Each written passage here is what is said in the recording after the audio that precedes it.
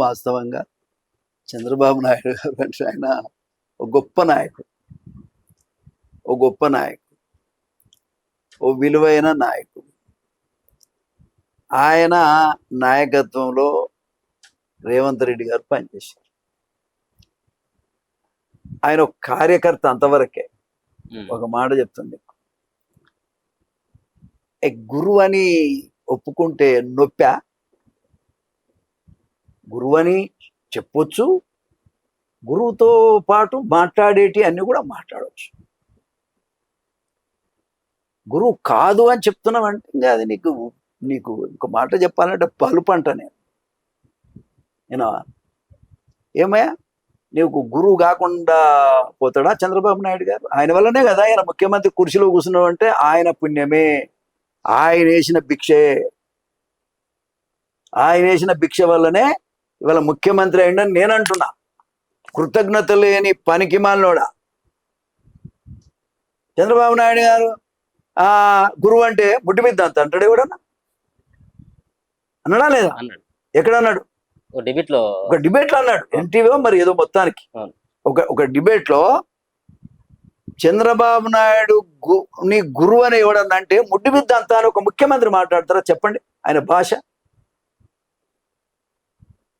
అంటే కళ్ళు నెత్తికెక్కి మాట్లాడిందనేటువంటి దానికి ఇది నిదర్శనం అని కూడా ఈ సందర్భంగా నేను తెలియజేస్తా ఉన్నా. ఆయన రావటం శుభం, మంచిదే కదా.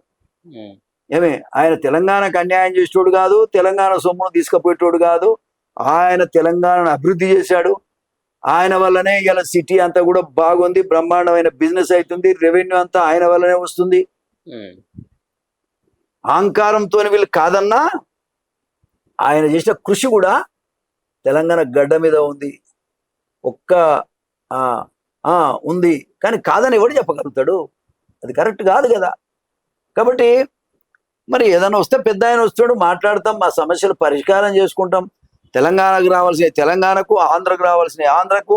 అది సిద్ధాంతమైన పోరాటం, తప్పేం లేదు. అది గురువుతోనైనా భీష్ముతోనైనా అందరు కొట్టాడు కదా. పాదాలకు నమస్తే చేస్తూనే యుద్ధమే అన్నారు, అది వేరు విషయం. అట్లా కూడా కానీ ఎవడన్నా గురువు అంటే ముడిమిద్దంత ఎక్కడి గౌరవయ్యా, ఇంత అన్యాయం అలా. చంద్రబాబు నాయుడు గారిని అంత అవమానపరచడని నేను అనుకోలే. చంద్రబాబు నాయుడు గారిని ఘోరంగా అవమానపరచడం అనేది న్యాయమా అని నేను అంటున్నా. ఆయన వల్లనే ఇవాళ ముఖ్యమంత్రి అయిందంటే, అంత దుర్మార్గుడు అయినా ముఖ్యమంత్రి కావడానికి చంద్రబాబు నాయుడు గారి సహకారం ఎంతో ఉన్నది. కాబట్టి ఆయన రావడం వల్ల మంచిదే, బ్రహ్మాండం. ఇక్కడ తెలంగాణను కూడా ఏ రకంగా డెవలప్ చేయాలో ఆయనకు బాధ్యత ఉంది. మాజీ సీఎంగా, పార్టీ ఇక్కడ పుట్టిన పార్టీగా ఇక్కడ కూడా తెలంగాణను అభివృద్ధి చేసే బాధ్యత కూడా చంద్రబాబు నాయుడు గారిదే. ఆయన సపోర్టు సహకారం తీసుకుంటే మంచిదే, తెలివి ఉన్నోడైతే. ఆడ పోయి ఆ మోడీ దగ్గర పోయి కాళ్ళీలు పట్టుకొని రావచ్చు, కానీ నిజంగా నాయకుడిగా ఉన్న చంద్రబాబు నాయుడుతో మంచిగుంటే నష్టమేది. అది నీ తెలివిని బట్టి ఉంటుంది.